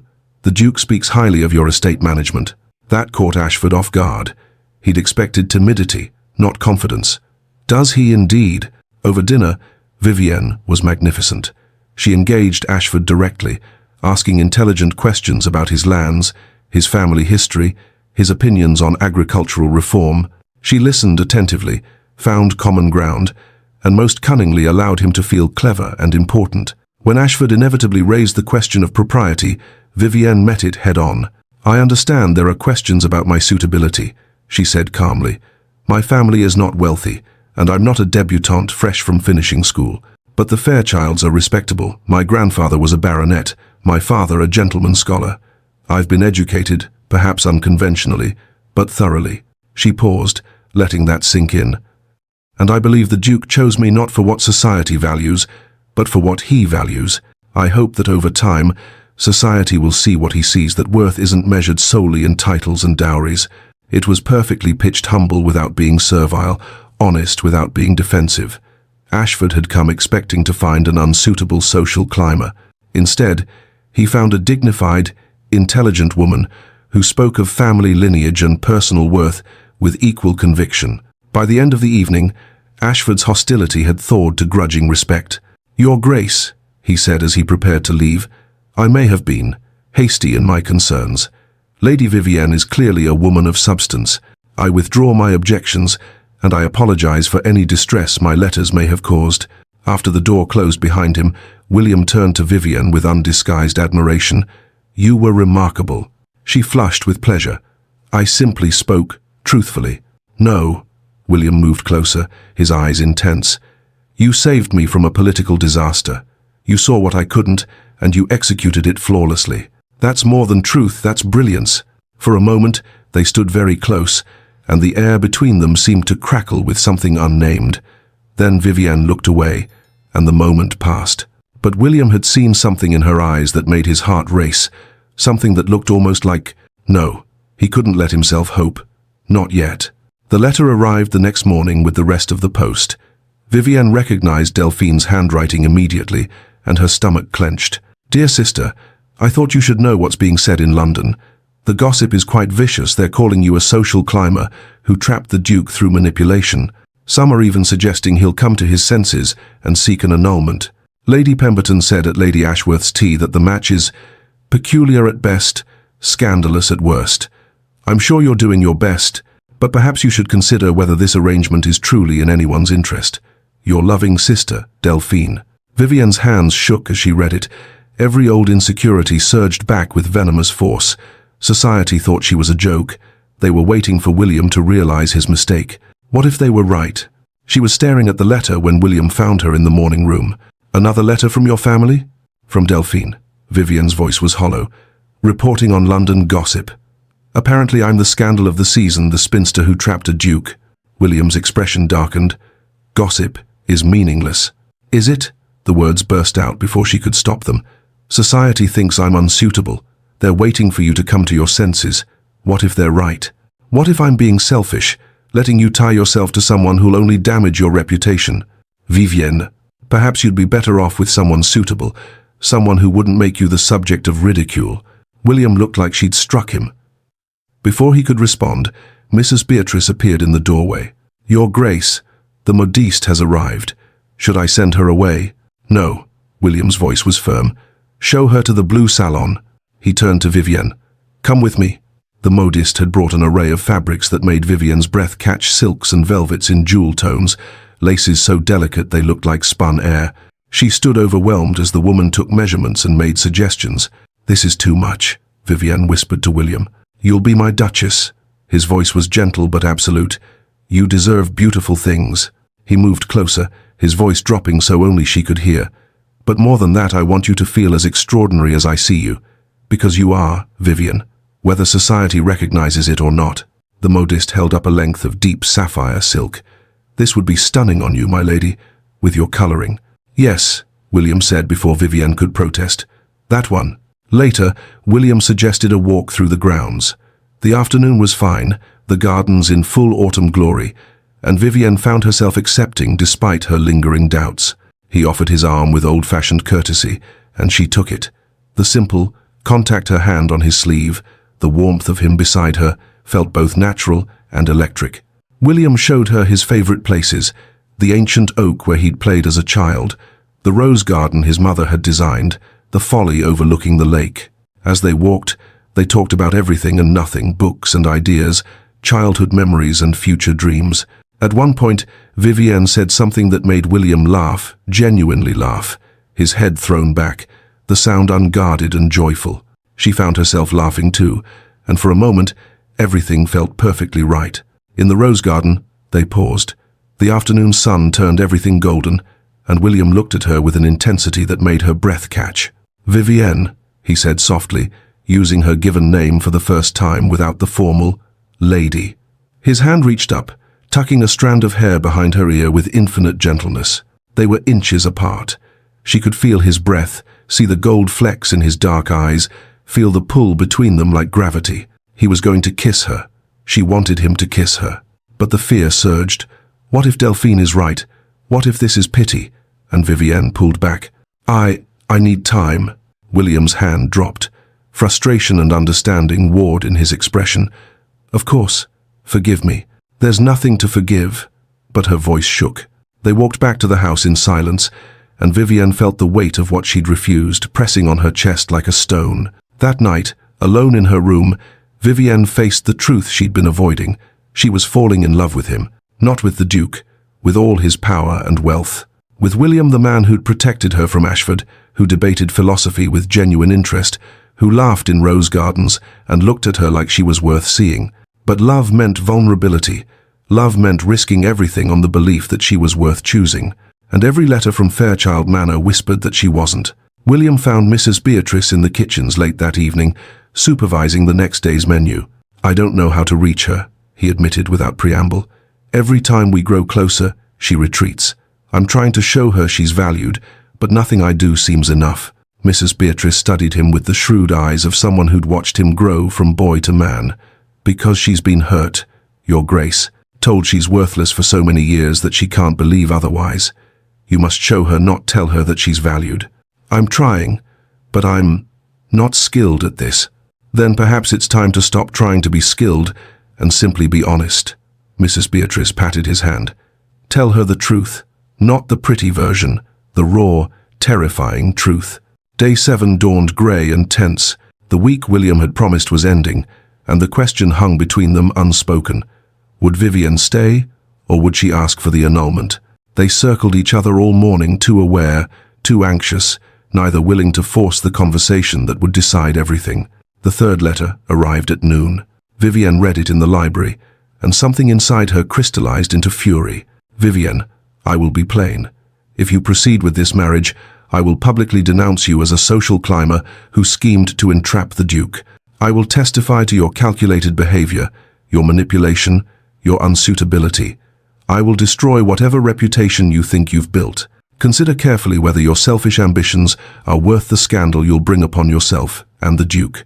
This is your final warning, Lady Constance Fairchild." They would never stop. They would always try to drag her down, to make her small, to punish her for daring to want more.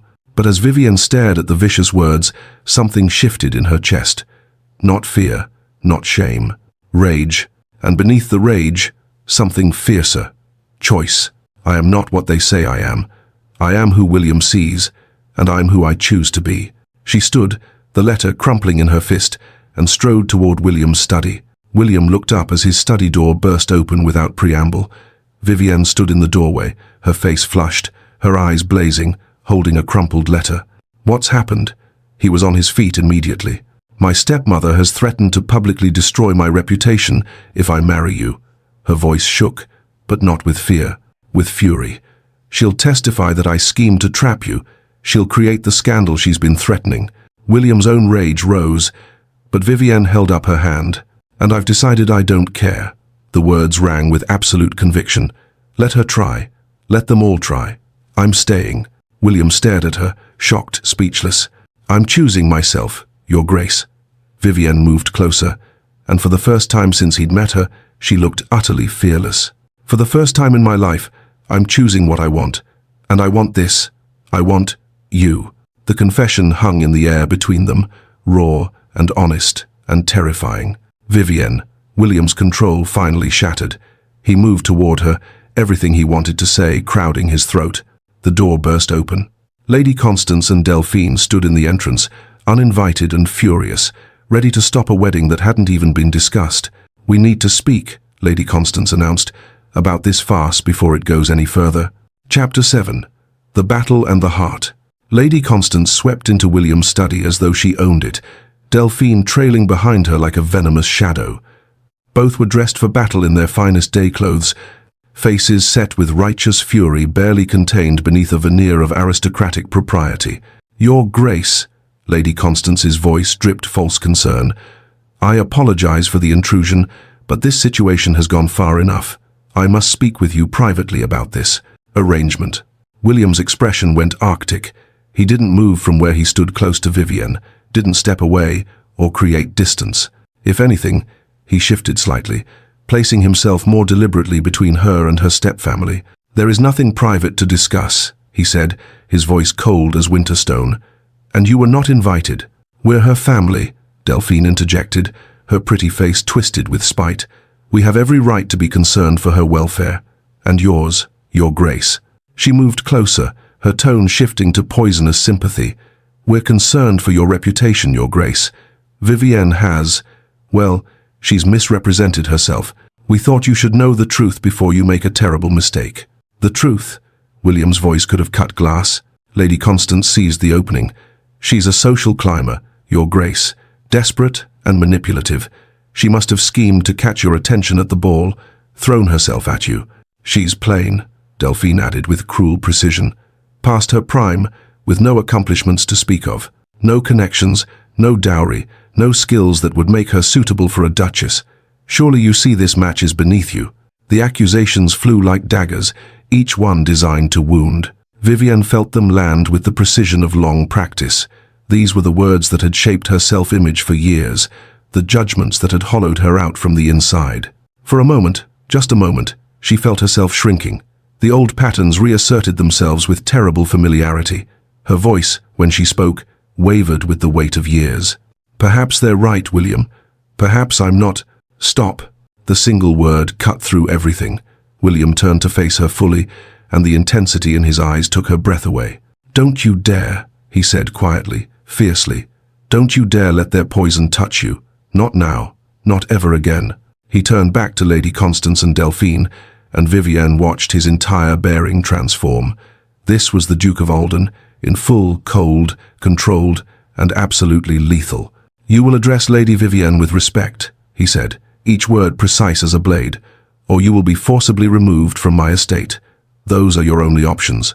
Lady Constance sputtered. "Your Grace, we only wish to—" "You wish to continue the systematic destruction you've inflicted for years."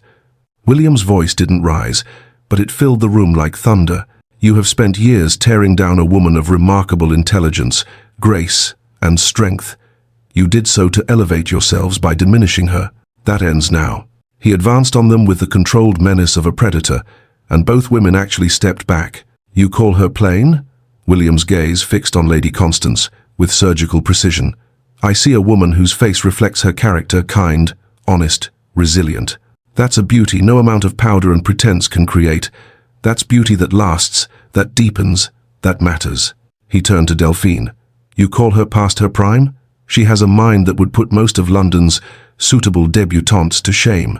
I prefer intelligence to vapid youth. I prefer substance to superficial accomplishment." His voice dropped to something truly dangerous. "Lady Vivienne possesses more honor in her smallest gesture than your entire family combined. She endured years of your cruelty and remained kind. That is strength beyond anything you could comprehend." "Your Grace," Lady Constance tried again, but William silenced her with a look. "The marriage is legally binding under the royal registry. It will proceed." Each word was final as a judge's gavel, and if either of you attempt to interfere, spread rumors, or contact Lady Vivienne again, I will use every resource at my disposal to destroy your family's reputation." Lady Constance went pale. "You wouldn't—" "I will expose how you treated her," William continued relentlessly. "I will ensure every drawing room in England knows your cruelty. I will make certain that the name Fairchild becomes synonymous with petty tyranny and social climbing through the abuse of a dependent relative. Don't test me on this, Lady Constance. You will lose." The threat hung in the air, all the more terrifying for being delivered in that cold, controlled voice. Lady Constance understood perhaps for the first time that she'd miscalculated catastrophically. William moved to the bell pull. 2 footmen appeared with remarkable speed, as though they'd been waiting just outside. "Escort these women from the estate," William ordered. "They are never to be admitted again. Make certain the staff understands." "Vivienne," Lady Constance's composure finally cracked. "You ungrateful girl. After everything we've done for you, after we took you in when you had nothing, you've done nothing but harm," William said flatly. "Leave, now." The footman moved forward with apologetic but absolute efficiency. Lady Constance was forced toward the door, still sputtering protests. Delphine shot Vivienne one final look of pure venom, but it was impotent now, a snake with its fangs pulled. The door closed behind them. Silence fell like snow. Vivienne stood frozen, shaking so hard she could barely breathe. Everything that had just happened felt surreal, impossible. She'd spent years bearing their cruelty in silence, and in less than 5 minutes, William had destroyed them utterly. "Are you all right?" William's voice was gentle now, the coldness melting into concern. She tried to answer, but no words came. Too much emotion, relief and grief and gratitude and terror all tangled together until she couldn't separate them. Her legs gave out, and she sank into the nearest chair. Then the tears came. Years of held pain breaking through walls she'd built to survive, flooding out in great gasping sobs she couldn't control. She covered her face with her hands, mortified and unable to stop. She felt William move, heard the rustle of fabric, and then he was kneeling before her chair, his hands gently pulling hers away from her face. "Vivienne, look at me." She couldn't bear for him to see her like this, broken, ugly with crying, all the careful composure stripped away. "Please." The word was so gentle that it undid her completely. She looked at him through tears and found his face open in a way she'd never seen, vulnerable, concerned, present. "Why?" The word came out choked. "Why do you defend me? I'm nothing special, I'm just—" "Stop." His hands tightened on hers. "Stop diminishing yourself with their lies." "But they're right." The words burst out in anguish. "I am past my prime. I am plain. I have no accomplishments that matter to anyone." "You're wrong." William's voice was fierce. "And I'm going to tell you why. I need you to hear this, Vivienne. Really hear it." She tried to look away, but he wouldn't let her. He held her gaze with his own, and she saw something in his eyes that looked like— No, she couldn't let herself believe it. "5 years ago," William began, his voice rough with emotion, "I loved a woman named Caroline Blackwood. I let duty destroy that love, and it nearly destroyed me." Vivienne went still, her tears momentarily forgotten. "My father, on his deathbed, made me promise to put duty first, always. He taught me that emotion was weakness, that love made men vulnerable and foolish. So I let Caroline go." His jaw tightened. "She married someone else within the year. I spent the next 5 years building walls, believing that if I could just be cold enough, controlled enough, dutiful enough, I would be safe from ever feeling that kind of pain again." He paused, and when he continued, his voice was raw. "I became exactly what my father wanted. A perfect duke, cold, efficient, alone, William. And then I saw you." His hands framed her face with infinite gentleness. "Standing in my ballroom, watching the dancers with such longing, such open, honest emotion. You weren't performing for anyone. You weren't calculating. You were just feeling. And it was so real, so authentic, that something in me recognized it like a forgotten language."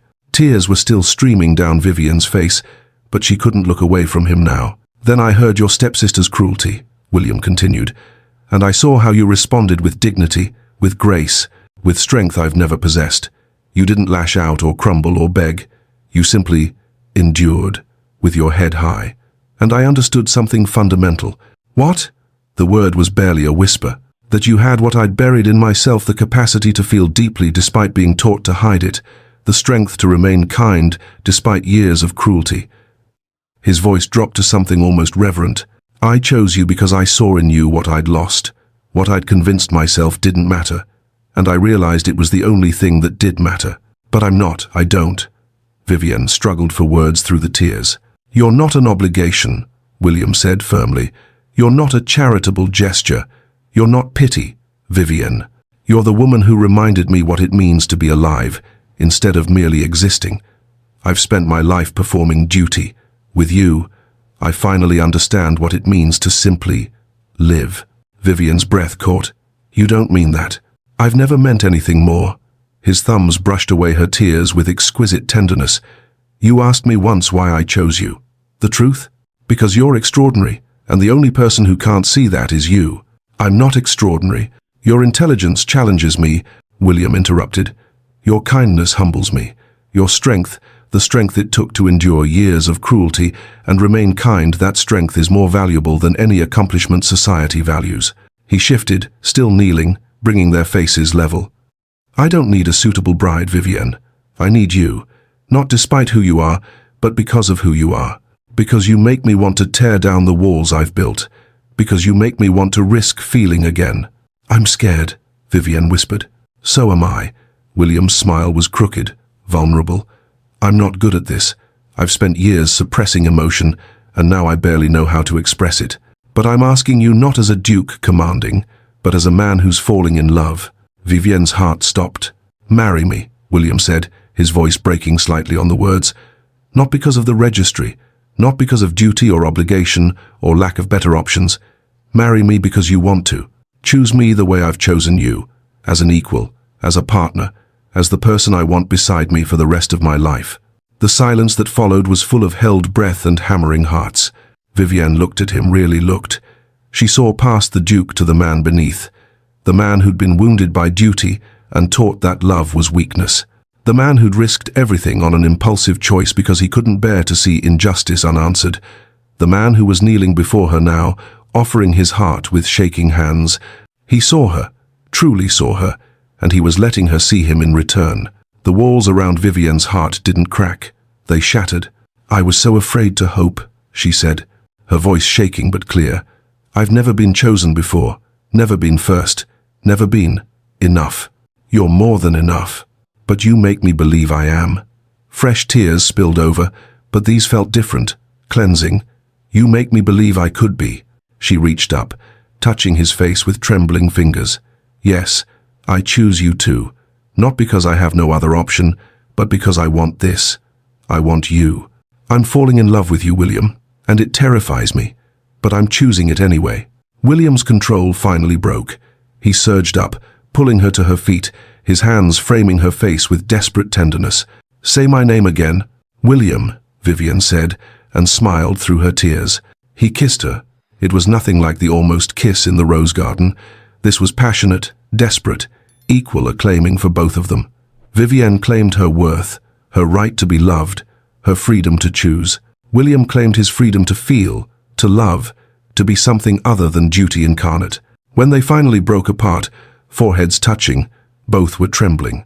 I will spend every day proving to you that you were worth choosing, William whispered, and I'll spend every day proving that you were right to choose. They stood holding each other, two wounded people who'd finally found home in the most unlikely of places. A gentle cough from the doorway made them both look up. Mrs. Beatrice stood there, taking in the scene with a knowing smile. Shall I inform the staff to prepare for a wedding, Your Grace? William didn't take his eyes off Vivienne. Yes, as soon as possible. I've waited long enough to make her my Duchess. Vivienne laughed, actually laughed, giddy and free for the first time in her life. Then I suppose we'd better start planning, Your Grace. William grinned, and he looked young and unguarded and happy. William, just William. Very well. Vivienne's smile was radiant. William, Chapter 8, The Spinster's Crown. 2 weeks transformed Alden Estate from a monument to duty into something that felt, impossibly, like home. Vivienne moved through its corridors with quiet confidence now, no longer a guest or an interloper, but someone who belonged. She'd suggested changes to the household management that Mrs. Beatrice had implemented with enthusiasm. She'd befriended the staff, learning their names and their stories. She'd spent hours in the estate office with William, reviewing accounts and discussing improvements to tenant housing. She was no longer hiding in shadows. She was claiming her place in the light. Now, on her wedding morning, she stood in her chambers as Mrs. Beatrice fastened the last button on the most beautiful gown she'd ever seen. The modiste had outdone herself, deep ivory silk that seemed to glow against Vivienne's skin, elegant without being ostentatious, sophisticated without trying too hard. The cut was modern, the details exquisite, and it fit as though it had been made for a duchess, which, Vivienne supposed, it had been. There now, my lady. Mrs. Beatrice stepped back, tears shining in her eyes. You look, oh, you're beautiful. Vivienne turned to the full-length mirror and barely recognized herself, not because she looked so different, but because the woman looking back at her was so clearly, undeniably confident. Her shoulders were straight, her chin was high, her eyes held certainty instead of doubt. She thought of the girl in the attic at Fairchild Manor, the one who'd believed she would never be chosen, never be first, never be enough. I'm not that girl anymore, Vivienne thought. I'm the woman I chose to become. I've never seen His Grace so happy, Mrs. Beatrice said, dabbing at her eyes. Not in all the years I've known him. You've given him something I didn't think he could have, joy. He gave me the same, Vivienne said softly. He saw me when I was invisible, and he taught me to see myself. Mrs. Beatrice smiled. Then, you'll make each other very happy indeed. The chapel at Alden Estate was ancient and beautiful, its stone walls softened by centuries of prayer and celebration. Every pew was filled with society's elite. William had insisted on a proper wedding, a public declaration that this was no shame or secret, but a marriage he was proud to claim. Vivienne could feel their eyes on her as she walked down the aisle on the arm of Mr. Pemberton, who'd agreed to give her away in the absence of any family she wished to claim. She heard the whispers, the spinster duchess, quite the unusual match, one wonders, but they rolled off her like water. Let them wonder, let them whisper. She knew her worth now, and that was armor enough. Then she saw William waiting at the altar, and everything else faded. He looked at her with such open emotion that her breath caught. Awe, love, absolute certainty. His eyes never left her face as she approached, and in his gaze, she saw everything he'd promised reflected back. She was seen, she was valued, she was chosen. When she reached him and took his hands, William whispered so only she could hear, "You're breathtaking." "So are you," she whispered back, and watched his smile break like sunrise. The ceremony was traditional, the words familiar and sacred, but when the vicar asked if they wished to add personal vows, they both said yes. Vivienne went first, her voice clear and strong. "I vow to never hide in shadows again, to claim my place beside you, not behind you, to be your equal and your partner in all things, to see you as you truly are, and love you for it." William's voice was rough with emotion. "I vow to never let duty silence my heart again, to choose love over obligation, always, to see you, always, as you truly are extraordinary, and to spend every day proving that you were worth choosing." Several guests shifted uncomfortably. The intimacy of it, the raw honesty, was unseemly by society's standards. It was too real, too vulnerable, too honest. Vivienne couldn't have cared less. When the vicar pronounced them husband and wife, William kissed her with a tenderness that made her heart ache and soar simultaneously. The congregation applauded, but she barely heard it. She was too busy being happy.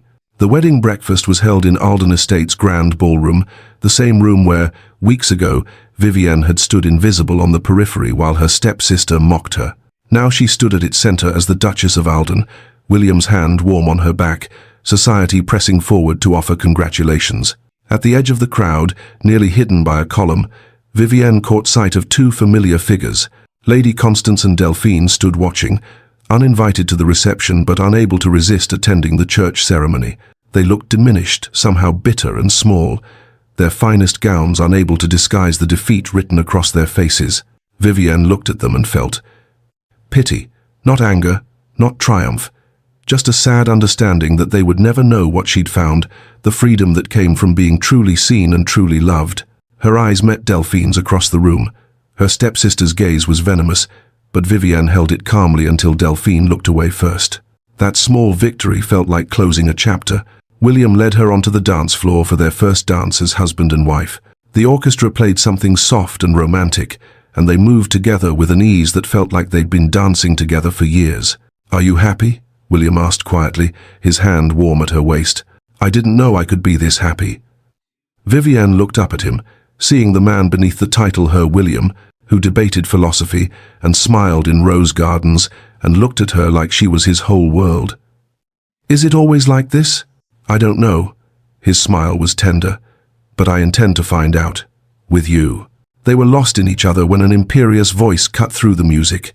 "Your Grace." Vivienne turned to find an elderly woman approaching Lady Pemberton, the matriarch of one of England's oldest families. She'd been at the ball, Vivienne remembered. She'd heard everything Delphine had said. "Lady Pemberton." Vivienne kept her voice steady, though she felt William's hand tighten protectively on her waist. "I must say, this match is unexpected," Lady Pemberton's voice carried, and the surrounding conversations quieted. Guests turned to listen, scenting potential scandal. Vivienne felt the old instinct to shrink, to apologize, to make herself smaller. But William's presence beside her was solid and certain, and she'd made a vow not to hide anymore. She met Lady Pemberton's eyes calmly. "Indeed, Lady Pemberton, I expect many find it so. But then, the best things in life are rarely what we expect, are they?" Lady Pemberton's eyebrows rose. "And are you prepared for the responsibilities of being a duchess?" It was a challenge, delivered publicly, designed to expose inadequacy. Vivienne smiled. "I've spent 28 years being invisible, my lady. I've learned to observe, to think, to adapt. I may not have been raised for this role, but I intend to excel at it nonetheless. After all, being overlooked teaches one to see what others miss." The silence that followed was absolute. Then Lady Pemberton's stern expression cracked into something that might have been approval. "Well said, Your Grace." She inclined her head. "I believe you'll do quite well indeed." As the elderly Duchess moved away, William leaned close to whisper, "You were magnificent." Vivienne felt surprise bloom into pride. "I was, wasn't I?" "You are," William corrected, and the look in his eyes made her feel invincible. Evening came soft and golden. William and Vivienne slipped away from the reception as the sun painted the sky in shades of amber, and rose, walking hand in hand toward a small cottage at the edge of the estate grounds. It was beautiful in its simplicity, stone walls softened by climbing roses, windows glowing with candlelight, a place meant for intimacy rather than grandeur. Finally, alone, the formality that had carried them through the day dropped away. Vivienne looked at William, her husband, and felt nerves flutter alongside desire. "We don't have to rush anything," William said gently, reading her expression with the understanding that had drawn her to him from the start. "Tonight, tomorrow, we have time." "I want this." Vivienne moved closer, touching his face with tentative fingers. "I want you. I'm just nervous." William caught her hand, pressed a kiss to her palm. "So am I." "You? The Duke of Alden? Nervous?" The Duke of Alden had a reputation to maintain. His smile was crooked, vulnerable. But William is terrified of disappointing the woman he loves. They sat together on the edge of the bed, still in their wedding finery, and talked about fears and hopes, about expectations and dreams, about the thousand small uncertainties that came with binding two lives together. "I've imagined this moment," William admitted. "But now that it's here, all I can think is that I want to be worthy of the trust you're giving me. You've already given me more than I dreamed possible." Vivienne leaned her head against his shoulder. "You gave me myself back. That's worth everything." The intimacy that followed was tender and equal, born of genuine emotion rather than mere duty or obligation. Afterwards, lying tangled together in candlelight, Vivienne felt something settle in her chest that might have been peace. "I never thought I'd have this," she whispered. "Any of this." "Neither did I." William's arm tightened around her. "I thought duty was all I'd ever have, cold obligation and an empty house. And now? Now I have everything." He pressed a kiss to her temple. "Now I have you." Dawn came gentle through the cottage windows. Vivienne woke to William's heartbeat beneath her ear, his arm solid around her waist, and felt contentment so profound it was almost painful. "Good morning, wife," William murmured, still half asleep. "Good morning, husband." The words felt strange and wonderful on her tongue. They talked as morning light strengthened about plans and possibilities. Vivienne wanted to start a charitable program for women without prospects, wanted to be involved in estate management, wanted to use her position to create change. William not only agreed but actively encouraged it, offering resources and connections. They were true partners, equals planning a life together rather than a duke directing his duchess. When they finally returned to the manor hand in hand, the staff greeted them with genuine warmth. Mrs. Beatrice's smile was knowing, and even the footmen looked pleased. A letter waited on the hall table, an invitation to a grand ball in London. Vivienne picked it up, remembering the last ball, the humiliation, the fear, the moment everything had changed. "Shall we attend?" William asked. Vivienne looked at the invitation, then at her husband, then at herself in the hall mirror. She saw a duchess, a partner, a woman who knew her worth. "Yes," she said confidently, "I'm ready." 4 weeks later, the Duke and Duchess of Alden were announced at Lady Ashworth's ball in London. Every head turned not in mockery, but in curiosity and respect. Vivienne wore sapphire silk that made her look regal, but more importantly, she wore confidence like a crown. William's pride in her was obvious in every glance, every touch, every public display of affection that made society's matrons tut and secretly envy. They moved onto the dance floor, and the crowd parted for them. Vivienne caught several young women watching, not with pity or contempt, but with something that looked like admiration. She was proof that the world's judgments weren't final, that being overlooked didn't mean being worthless. As they danced, Vivienne's attention snagged on a young woman standing alone at the room's edge. She was perhaps 20, dressed in an outdated gown, watching the dancers with the same wistful longing Vivienne remembered feeling.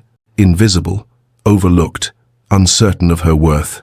No one should ever feel invisible, Vivienne thought fiercely. Later, I'll speak to her. I'll make sure she's seen. What are you thinking? William asked, following her gaze. That I want to change the world. Vivienne looked up at him, seeing her partner, her equal, her love, starting with one girl at a time. William's smile was radiant. Then we'll change it together. They danced, equal partners in every way. Two people who'd found each other in the shadows and brought each other into the light. Two people who'd been called unworthy by a world that didn't know how to see past its own narrow definitions. I spent 28 years being told I was nothing, Vivienne thought as William spun her through the figures. That I was invisible, unworthy, past my prime. I believed them. I thought the shadows were where I belonged. But William saw me, truly saw me. And in seeing me, he taught me to see myself. I'm not invisible. I never was. The world was simply looking in the wrong places. And now I'm exactly where I'm meant to be. She had been called past her prime, unworthy, invisible. He had been called cold, heartless, untouchable. Together, they rewrote the endings society had written for them both. And in doing so, they discovered that being seen, truly seen, was worth every risk. And so, dear friends, Lady Vivienne Fairchild, once dismissed as a spinster past her prime, became the Duchess of Alden. Not through schemes or manipulation, but through the simple, radical act of being seen for who she truly was. She had spent 28 years invisible, but the Duke saw her, and in seeing her, he taught her to see herself. Sometimes, the world tells us we're too old, too plain, too late. But Vivienne and William proved that being overlooked doesn't mean being worthless. That dignity in the face of cruelty is its own kind of strength, and that love, real love, sees past society's shallow judgments to the extraordinary person beneath. If this story touched your heart, I'd be so grateful if you'd give it a like and let me know in the comments what was your favorite moment. Was it when the Duke overheard the cruel words at the ball? When he wrote Vivienne's name into the royal registry that very night? Or perhaps when she finally claimed her worth and chose him back? And if you're new to Lyra's romance stories, welcome. This channel is dedicated to historical romance that celebrates strength, dignity, and love that sees us truly. I have so many more stories waiting for you: dukes and earls, wallflowers and blue stockings, second chances and unlikely matches. Hit that subscribe button and ring the notification bell so you never miss a story. Because every week, I bring you tales of women who refuse to accept the world's limitations and the men who were brave enough to see them. Remember, dear listeners, you are never too old, never too late, never past your prime to be chosen, to be loved, to be seen. The right person will see your worth when the world looks away, and that is worth waiting for. Thank you for spending this time with Vivienne and William. Until our next story, may you always know your worth, may you always be seen, and may you always choose love. This is Lyra, reminding you that the best love stories are the ones where both people find themselves by finding each other. Like if you loved this story, comment your favorite moment, subscribe for more historical romance.